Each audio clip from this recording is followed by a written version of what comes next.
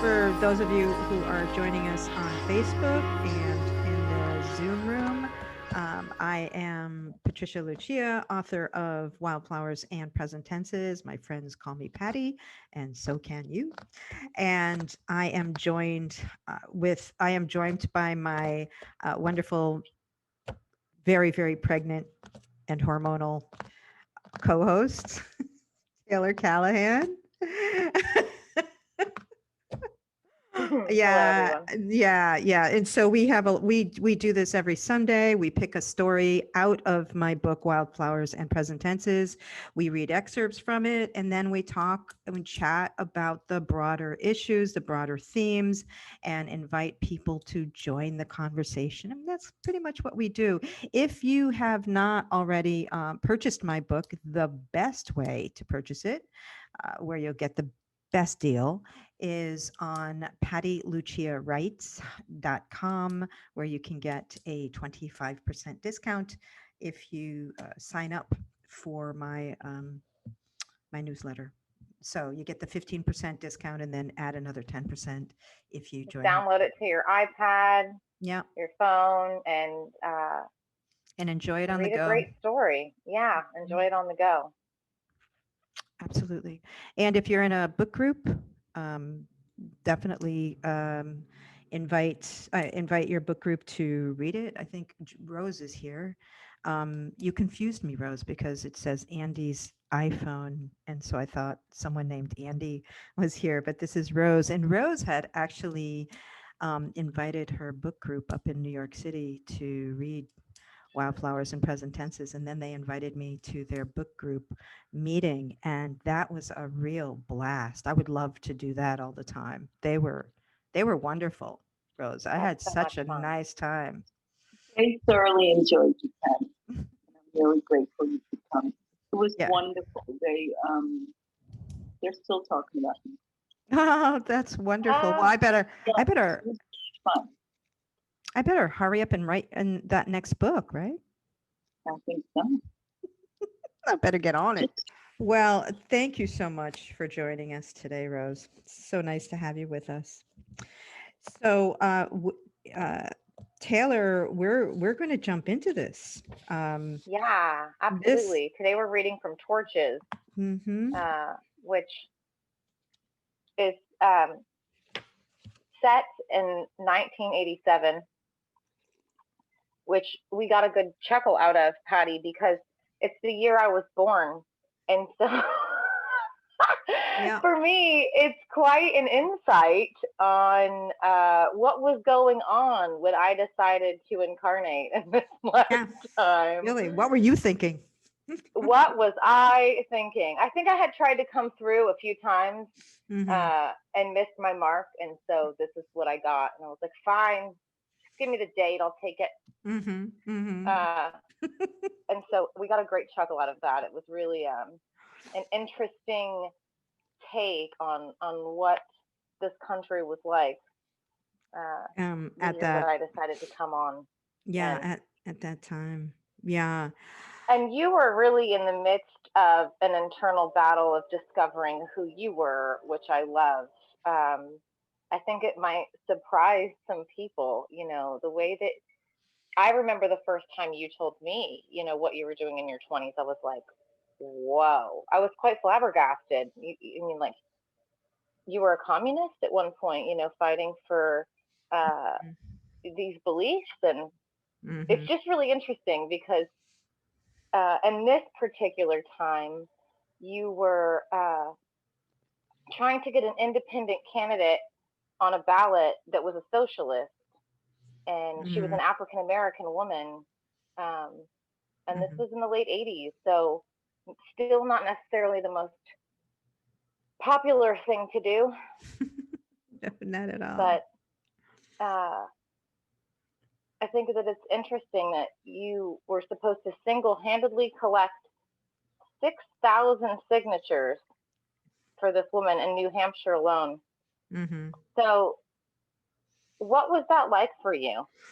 It was daunting. It was daunting because, okay, so first of all, this was for the 88 election, but we were well at work in 87 because if you're putting a candidate on the ballot in the United States, an independent candidate, every state has their own laws and they set the signature requirements for independent candidates to get on a ballot, which are 2, 3, 4, sometimes 5 times more than what a Yeah. Democrat or Republican has to do. So, and independent campaigns have like a fraction of the money that these regular campaigns have. So, most independent candidates never get on the ballot in all 50 states. You just don't have the resources to do it, right? Unless you're Ross Perot, right? So, and that's happened much after Lenora Fulani. Um, so I was a New England girl. I was living in Boston, and they asked me to go to New Hampshire to put Fulani on the ballot in New Hampshire, and we needed 6,000 signatures. They had no idea what it was going to be like in New Hampshire. New Hampshire is a very, very white state and generally very conservative. And so folks were like, I mean, honestly, I had some comrades of mine who said, listen, this is the deal, Patty. You go up, you get the signatures, and you get the fuck out. you know, that's kind of how they thought about New Hampshire. I went up Well, the there, motto of New Hampshire is "Live free or die." So right. Now, that's it kind of depends. scared the shit out of me until I met New Hampshireites. Hmm. And I learned so much going up there. But my lover was in Boston and I was going up, and I wasn't just going up for a weekend. I was going to stay in New Hampshire, roaming around the state, collecting signatures for this candidate until I got all the signatures. So it was, That's it, yeah. it was an adventure. And That sounds quite daunting. yeah, yeah, it really was. And so that was my adventure. That was but I was this passionate political activist who really believed in what we were doing. And the whole purpose of the independent campaign wasn't so much to win, it was to challenge the electoral process. So every step of the way, the campaign itself was going to challenge the democratic process. Like, if we are a democracy, why is it that this is how it's set up? Why are we clinging to a two-party system when even back then it was like, this is bullshit? I mean, even our founding fathers said, we really should stay away from two-party systems because Absolutely. they tend towards corruption. Hello? Hello? And that's exactly what has happened. So anyway, that's kind of what that was the beginning of my adventure. My girlfriend lets me take her car. It's an old Tercel. It's got all these miles on it, and Oh she's my like, "Okay, good luck with that." And I headed to New Hampshire and spent, I think, 3 months in New Hampshire. So I think around that, and got her on the ballot in New Hampshire, and we ended up getting her on the ballot in all 50 states. So that was an amazing experience, amazing impressive. experience. So this story kind of captures that, and yeah, and while I was in New Hampshire, I met Betty Hill, who was a woman who made history in a very different way before then. And so it was just kind of the juxtaposition of these two things in my life at that time was really interesting. It was just it was very interesting. Um, and the kind of this idea that the seed that was planted at that time in my mind, the concept of free will, and like what is that? How, what is free will, and how do we practice and how do we honor free will as political beings, as spiritual beings, and so forth. So, and that has been a question that I have kind of revisited over and over since then. So we want to jump into it. should I read the crone and then you can, Absolutely. Let's start with the crown because let's, everything starts with the crown and and the those little fairies. fairies. And the fairies, of course. Yeah. So, um, uh, yeah. So obviously, the crone is my future self. For those of you who don't know, and she introduces each story to fairies by a fire. So she says, in 1987, I learned the difference between conservatives and liberals. Says the crone. I learned about aliens and how much I missed the heat of my lover in the wintertime. The fairies tilt their heads. Liberals, conservatives, and aliens, they whisper. Most of all, the crone continued, I learned about free will. A fairy plucks 4 petals from the wildflower and tosses them one by one into the fire as she speaks. Politics, the fairy says. Aliens, free will. Oh my. The others giggle. All right. So let's So get into this. the setting is New Hampshire. Okay. You have been at Kmart, um, straining day in and day out to get these signatures. Which I just want to read one part here that kind of proves the point that you're making about how interesting it was that even though this was an independent, socialist Black woman getting put on a ballot, these New Hampshire, all white, mostly white conservatives were so open to agreeing, hey, she's got a shot. So I just want to read that. It turned out New Hampshire citizens took their state motto, live free or die, very seriously. They turned out to be quite passionate about democracy. Well, a flannel shirt, gray-haired man in front of Kmart and Keene. I'm not going to vote for her, but she sure as hell has a right to be on the ballot. This was repeated over and over after hundreds, then thousands of Kmart customers eyed Lenora Falani's picture on my clipboard and gave me a once-over. Not their candidate of choice, but she sure as shit had a right to run. Interestingly enough, upon returning to Boston, is that correct? Yeah, to Boston. The liberals didn't seem to share the same view of democracy as the New Hampshire conservatives. And so it kind of had you scratching your head like, why would the liberals not be open to somebody or putting somebody on a ballot? You're not voting for her. Right. You're putting her on a ballot. And she's literally standing for issues that matter to liberals. Yeah, pro-choice. Yeah. The liberals weren't biting. Right. So the liberals would say things like, I need to know where she stands on the issues before I will sign, was the most popular response you got. And I just find that to be very interesting. And I think that that's something that we've talked about. Yeah. I don't like to be labeled as neither here nor there. But most people, I think, would label me as a liberal.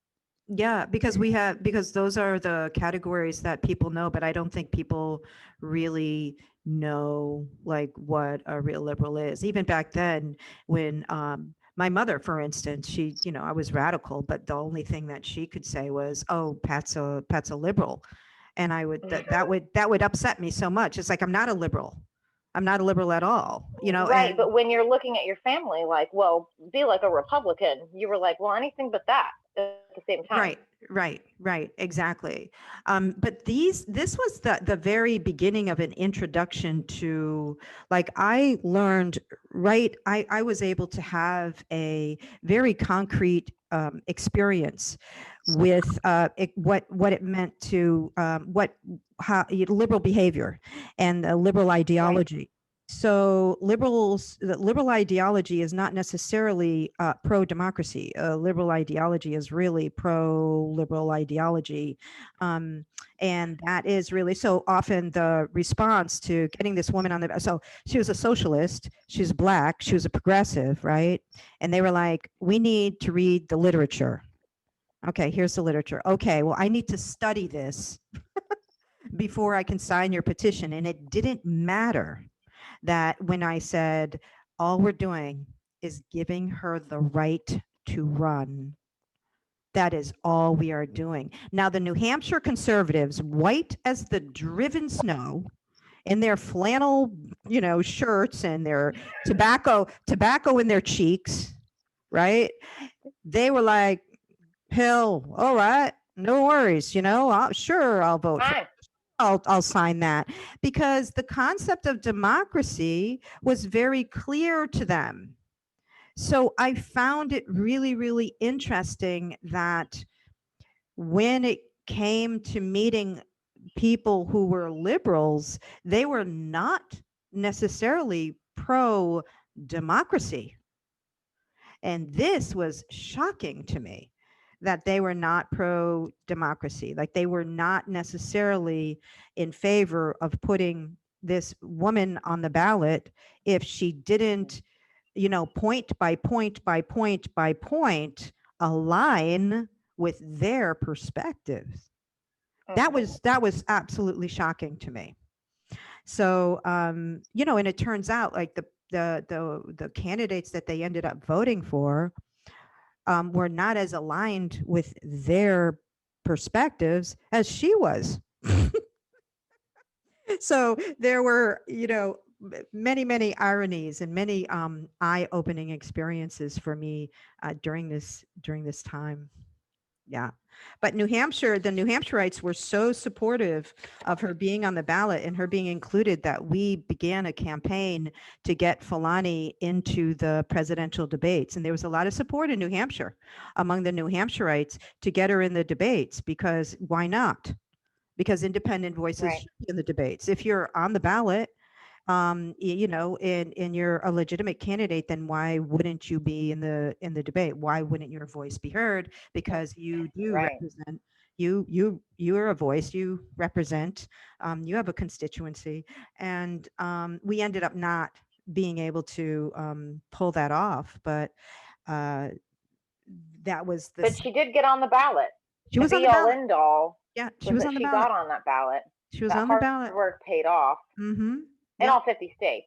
Every single state. So every single state. Yep. That's really something. Do you want to? Quite an accomplishment. I agree. You wanted pictures. I can share my screen for a quick minute and show you some. I would love that. Okay, so I'm going to do this. Please. I haven't shared my screen on this before, so I'm going to kind of. Hi, look at you, still wearing turtlenecks. Oh yeah. Oh, there I am. Stop it. Okay, so can you see this? So this is from a Polaroid, but this is Fulani and I shortly after the campaign. Over here you see the button. This is the button we wore.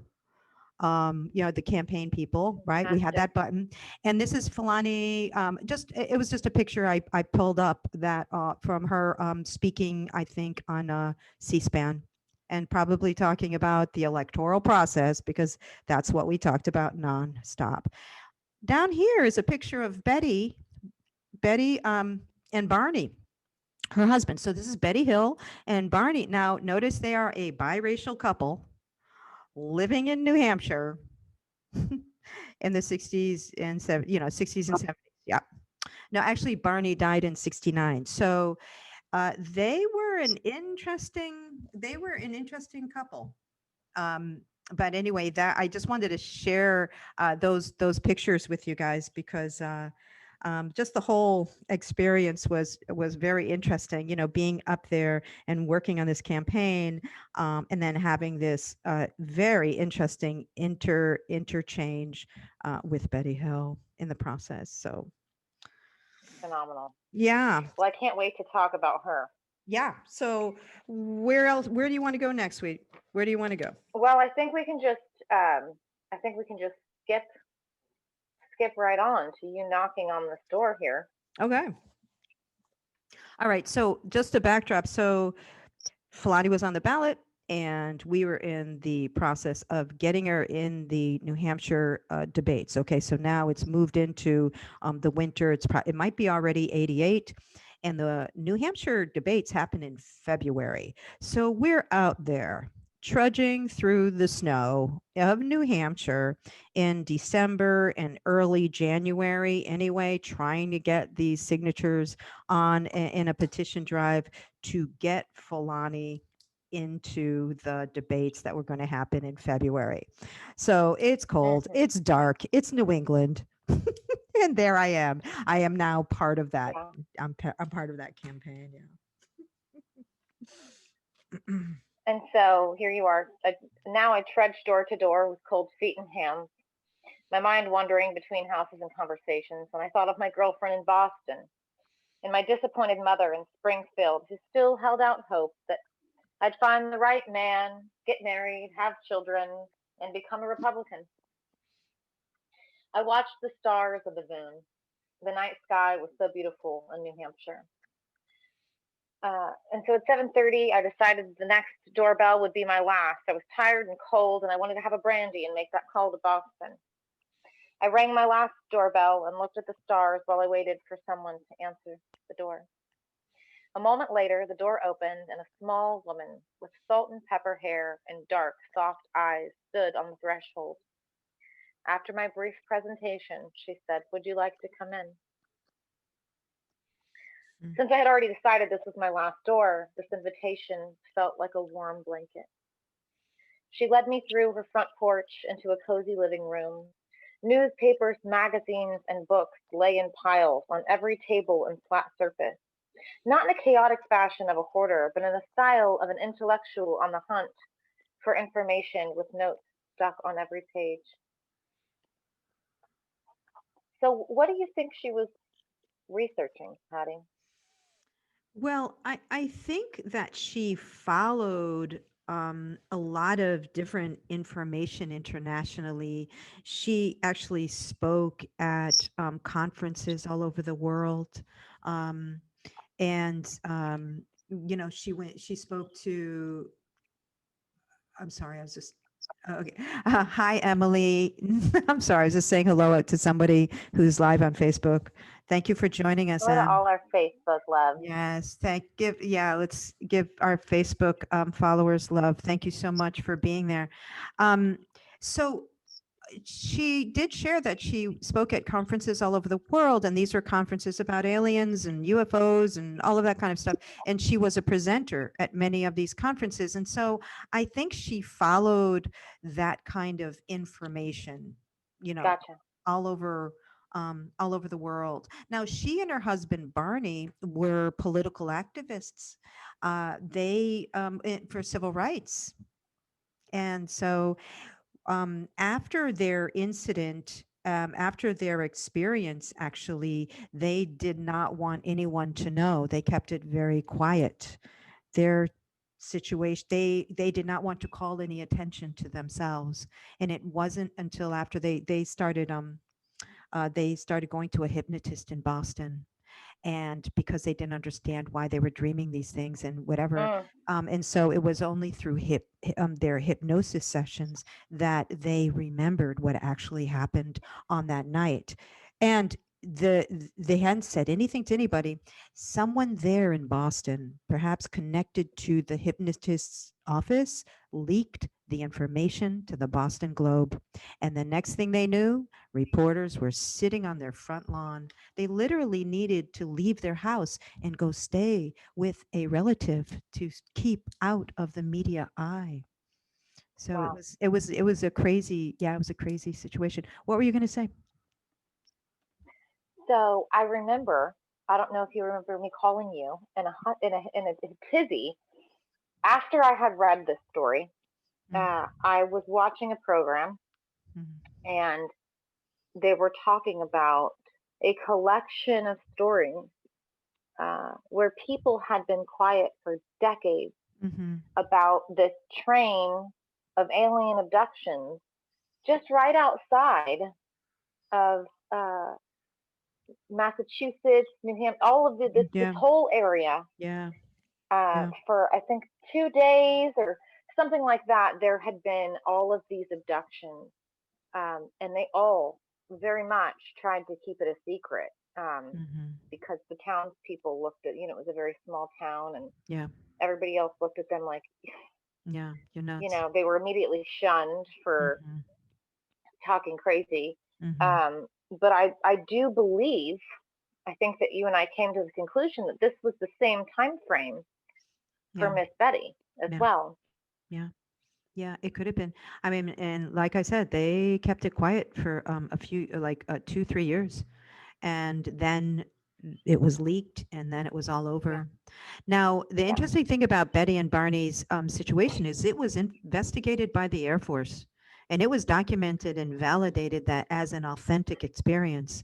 Like they were not crazy, they were not making it up, and they were certainly not seeking attention from anyone for this.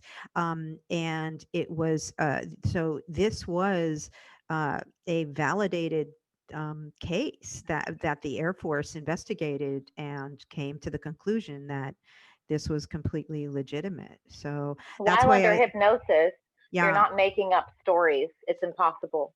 yeah, yeah, and You that know, they were hypnotized and separately, and their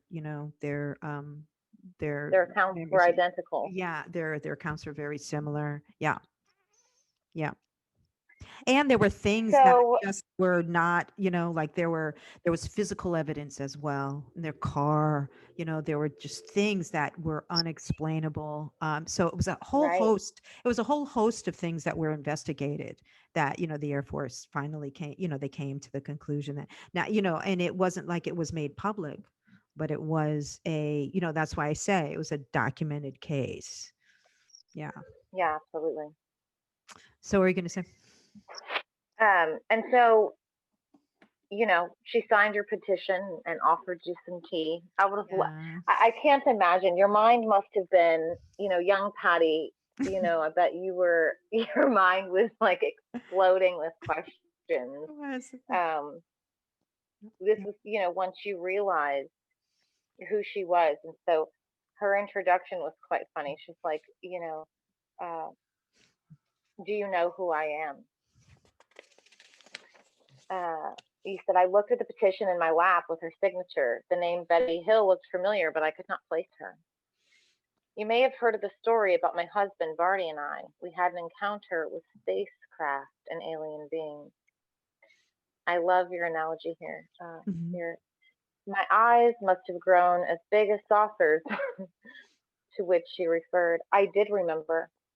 Betty and Barney were traveling back to Portsmouth from Canada one night in 1961 when they encountered an alien spacecraft, and according to details gathered under hypnosis, were brought aboard the craft and examined. They lost 2 hours of their memory, their watches stopped, and strange circular marks were left on the surface of their car. Marks that could not be washed off.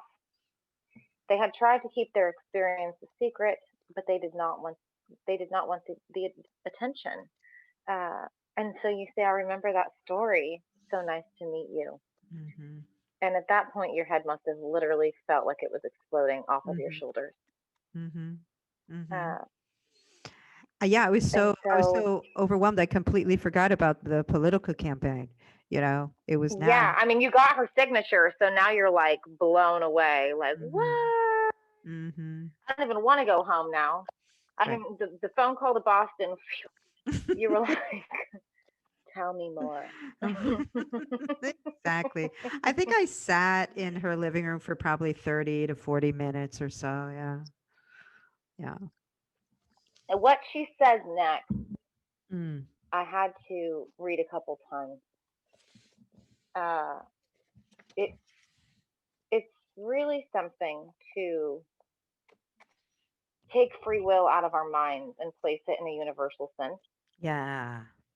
Like it's easy to say, well, my free will is Exactly. this, but universal law, Yeah. universal free will, that's something that I think a human brain has difficulty Comprehending. grasping the I entirety of. agree. I agree. And so the way that Betty put it here is fascinating to me. And my pregnant ass cried. Surprise. Uh, I love that. I asked what she thought the aliens wanted. Were they ill-intended or benevolent? I don't believe they wish to harm us, she said, but I think they are concerned about us. Concerned, I asked. Betty gazed at a photo on the wall. Did you know that most sightings happen around military facilities with nuclear missiles? No, I said. Why is that? I believe, Betty said with a new quiet intensity, that they watched these places most closely because our war-like nature is a threat across space. You mean wars on planets affect them? Wars on our planet affect them? Betty laughed. Yes, she said. That kind of understanding comes with being more advanced. The more advanced the species is, the better their understanding of how connected everything is. And it makes me think of ancient aliens and the fact that, ancient astronaut theorists believe, that the aliens had a lot more contact, you know, Mm. hundreds, thousands of years ago in America with natives in Egypt, uh, in biblical times. What were we talking about? What were these hieroglyphs we were drawing? Things of that nature, and the realization that those people knew that everything was connected, Right. and we've kind Right. of lost that as time has gone on. Hmm. And so you say, so if we blow up our planet with nuclear bombs, there's a ripple effect. It's worse than that, she said. This is what got me. A single nuclear blast has an impact through time and space. It affects different layers of reality.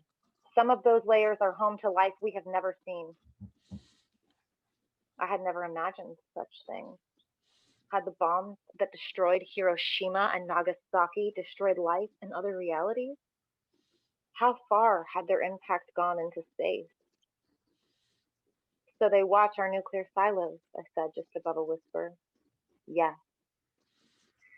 What if there was a launch, I asked. Would they stop it? That's hard to know. They're not supposed to interfere. Why? Free will. But if the choice of one destroys another, Betty laughed. That happens a lot here. I let her words sink in and realized that this was the very reason I carried a torch for political change. As if Betty could read my mind, she said, Barney and I were activists too. She took a sip of her tea and smiled. We didn't have much to do. Our relationship was a picket sign for love and equality. I smiled. A biracial couple living in New Hampshire in 1961? I would say it was more like a billboard. Most people I know don't believe they exist, I said. I think it has something to do with God. And we can break there because, you know, um, what she says next is truly something uh, that I think everyone could take heed in the words of. Betty laughed again. Their existence can expand our concept of God. God becomes the creator of the universe, not just our little planet and not just humans. I mean, you are so blessed to have been able to meet this woman. And I think that she was put on your path for a very divine purpose. And I think that she blew your mind wide open and changed. Yeah. You were forever changed after this meeting. Yeah.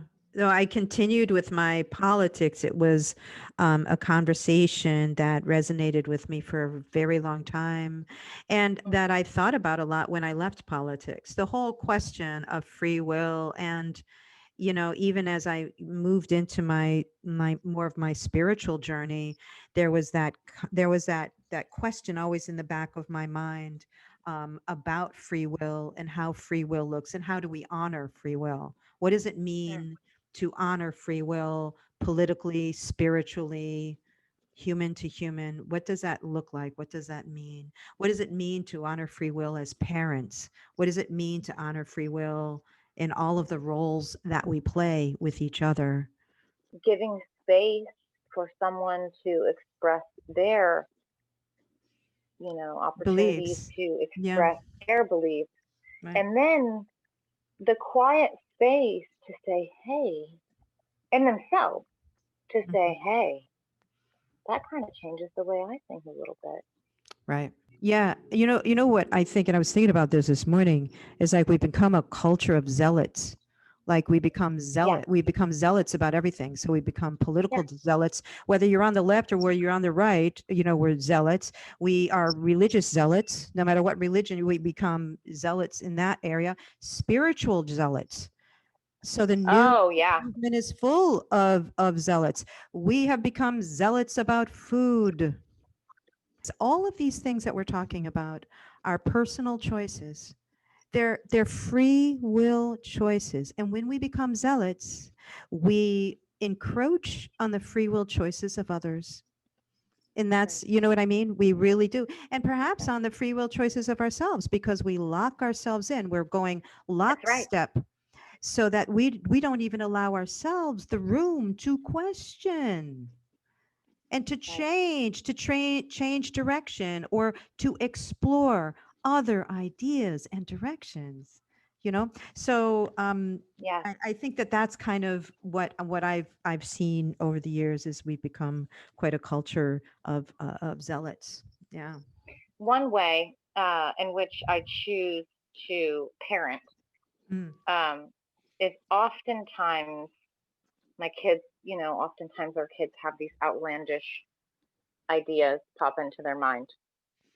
mm-hmm, And instead of being like, no, that's not true, that can't be, what happens is this, I respond, I wonder. mm-hmm, I wonder.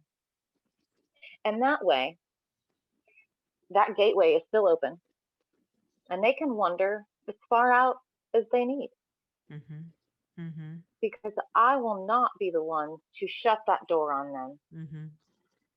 Society's going to do that later. I want them to be able to have an open mind about anything that comes to them. Mm-hmm. Mm-hmm. Yeah. Yeah. Yeah, and I so love that about the way you and Pat parent. I say that all the Yeah, time. yeah. Thank you. Mm. So Betty and you are having this conversation about free will, Patty. Mm. And so you are absolutely blown out of your pineal gland at this juncture Right. of a conversation with Betty. And you say unto her, how do we change the world without breaking the law of free will? And she said to you, Patty, that, my dear, she said and smiled with sad eyes, is a question you will have to answer for yourself. Because And so, I was a bit of a zealot. I was a my own, version of a political zealot at the time, and I believed that, we needed to bring about these changes, impose these changes, enforce these changes. I was very passionate about my politics and about change. But I really did start to think more deeply about free will after that. Yeah. So where I did you just want to want to go? read Yeah. this portion uh, of where that carried you after that conversation Hmm. with Miss Betty. I carried the torch for political change over the next 10 years. I moved to New York City and sold radical newspapers on the subway, collected signatures on countless petitions, helped get independent candidates on ballots, and participated in marches and rallies. Then one day I stopped. I stopped believing in political revolutions. I stopped believing in political solutions. I stopped participating in electoral politics. I stopped signing petitions and wearing buttons. I stopped believing we could change the system from within. Revolutions had failed, I thought. They became the monsters they slew. And how could I be anti war and pro revolution? Passionate causes became dogma. Righteous solutions to injustices became oppressive dictates. What we like to call the pendulum swinging between right and left politics seemed more like a wrecking ball. Our solutions created more division, more separation, more polarization. And so you go on to say, I thought a lot about free will after I left politics. I became more spiritual, embraced evolution over revolution. But even in the spiritual communities and New Age communities, I saw dogmatism creeping in and felt the heat of new expectations. So the whole what I've come to is that if we're interested in any kind of form of spiritual enlightenment or soul evolution, then that's an individual path. That's an individual inside job. It's like, you know what I mean? Like people think like people think that they have to go out and win souls or win people over to it, and it's like, no, we don't have to do all of that. We have to take care of ourselves. We have to heal ourselves. We have to do our own inner work, and that will do so much more for the collective than us going out and trying to be zealots and, teach people or wake people up or raise other people's vibration. It's like, so that's kind of the where I've come to is like, this really is a very personal journey. And to the Absolutely. extent, to the extent that I can kind of take care of my own heart and be the very best human I can be, then that's going to have a much bigger impact than me going out and being like an activist, whether it's spiritual, political, or otherwise. I shared something recently about sisterhood, and like, I'm not trying to save my sisters. I don't need us to be like minded. Mm-hmm. It is something that we walk beside each other and we hold hands and we respect each other's stories and each other's journeys. Mm-hmm. And sometimes those sparks happen and we're like, yeah, I feel that too. And that's great. But I'm no longer out here, trying to uh, heal my sisters with quotes and no, no, no, no, Yeah. no, no. We do that for ourselves. Mm-hmm. Mm-hmm. So I go to the last paragraph of this beautiful little story. I do believe, as Betty Hill pointed out long ago, that we are all connected. We are all one human family whose relatives extend across dimensions, time, and universe. From the advanced, watchful beings of Arcturus to the fairies waiting patiently in forests under mushrooms. I don't carry torches anymore. I prefer candles. And as for politics and spirituality, I live by three simple rules: honor free will, do no harm, and find balance. Mm. So beautifully put. Yeah, thank you. I mean, I think like those are and I'm not saying like I do this well every day. I'm just saying that's kind of those are This my is it's guidelines. a practice for a It's a reason. practice. This is something that we practice. It's never, I mean, why are we in our earthly bodies? It's certainly not to, we're Yeah. not, some people may think that we're ascending and my last lifetime on earth, keep me here. Y'all can go Yeah. to Mars. I'm going to find balance. I'm going to work on free will, and Mm-hmm. I'm going to try not to harm uh, the place that I Mm-hmm. am right now. Mm-hmm. So I And other really humans. Yeah. resonate really resonate with those rules. Although I wrote a note here that says, "Do no harm, but don't take shit." Oh yeah. Yeah, you don't, that means, you don't allow harm to be done to you either. So, Yeah, yeah, it's set important to healthy stand up. boundaries. Yeah. Absolutely, boundaries. And I think that for me is a lot about balance too, because I have struggled with balance in my life, and that has sometimes led me to being a zealot myself. And so, in order to avoid being a zealot, I am always, I do think about balance a lot. I think about emotional balance. I think being out of balance emotionally will lead us to zealotry. I used to be very proud of the fact that I was very passionate. I'm passionate about my politics. I'm passionate about this.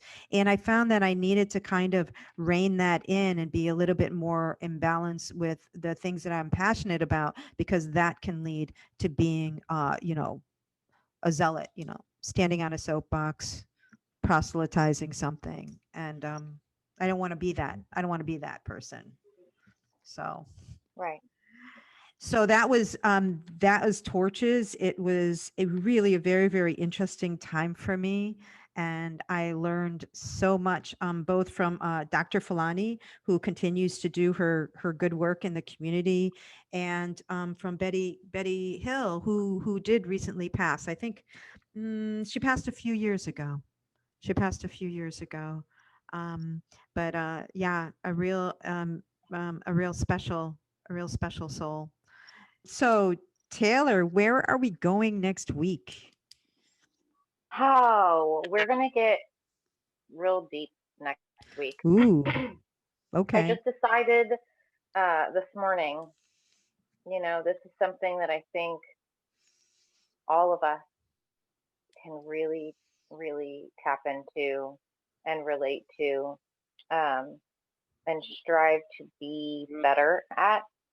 And that Okay. is Trusted and Treacherous Adults is the story Ooh, that I've chosen. okay. It's something near and dear to my heart. It's something that I am so grateful that I have a friend like you that I know is in the school system that is doing right by children, by young Yeah, adults. yeah, Um, trying to. yeah, but it's like there are so many teachers that changed my life. Um, that there's so few trusted adults that we have growing up, which is a Yes. very sad but true Yeah. reality. And I know that you are that for so many, probably more than you realize. I Uh, I think we all are, and when it comes down to it, I think we all are. And I just want to say that this story, the story Trusted and Treacherous Adults, was a very, very challenging story for me to write. This was one of those stories where, as I was writing my memoir, there were new memories that came up, and mm, some of the memories that were shared in this story were, I wasn't sure I wanted to share them. I wasn't sure. I just wasn't yeah, sure I wanted to share it them. gets really personal. It gets, yeah. Yeah, And so, but I think it's important. We're living in a time where people are very concerned about everyone's mental health, particularly young people's mental health, and this story was prompted. Trusted and Treacherous Adults was prompted by an experience that I had when the Florida Department of Education decided that they were going to mandate mental health education, mental health units for every school age child in Florida. And in my right. particular school, they gave this unit, to teach to the English department. So I was teaching mental health units to my students once a week, and so this begins with my teaching these units and seeing that there are some glaringly there are missing pieces in this in this unit, particularly when it comes to who are those trusted adults. Um, and so Right. we're gonna get into it, and it really made me think of so much of my growing up, when I was also looking for trusted adults, and your experience looking for trusted adults, and so many of the people I know who looked for trusted adults, and often the those trusted adults We're so um, let down. were Yeah. treacherous, were more treacherous than trusted. And so that was a hard story Yeah. to write, but I think it's an important one to talk to. And there's a teacher at my school that I'm going to invite to join us in the chat, because she is a beautiful teacher who's does amazing work with young people. And I think it'll be wonderful to have her on board next week as well to chime in on the conversation. So I really look forward to having, uh, another teacher, yeah. uh, and on this conversation. It's a topic very near and dear to my heart. It's something that you and I have spoken a Mm. lot about. Um, and these are the things, young people go through that we spend the whole rest of our lifetime trying to heal from. Yes, indeed. It takes a long time to heal. So, It takes a long as time an to heal. adult, how can we be trusted and Mm-hmm. not treacherous? Mm-hmm. Mm-hmm. So I'm looking forward to that one. But like I I said, I am we're going to too. go deep. It's gonna be a bit deep. It's gonna be a bit deep. But it's a necessary conversation. So I'm really glad we're gonna I have might it. cry. All right, I think you might cry. You're probably crying already. I'm holding back the tears. Are you holding back the tears? All right. Well, listen, you guys, it has been another wonderful Sunday morning.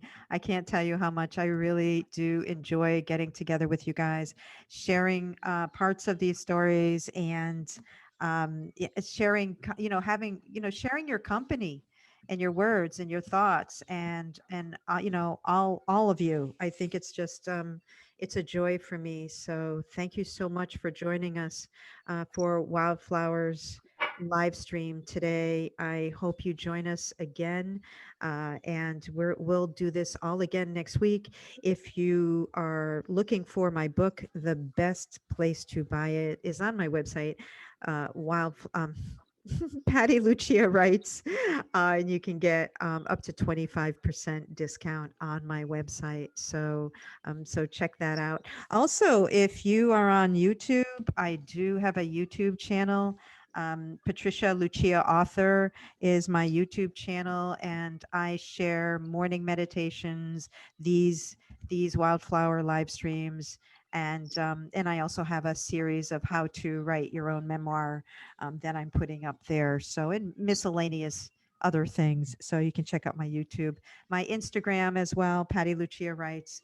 So check all that out. And yes, I Taylor. just want to throw out there, if you've read the book, feel free to go on to, what are we doing? Amazon, Amazon or Barnes and Noble. Yeah. Barnes and Noble, and what's the third?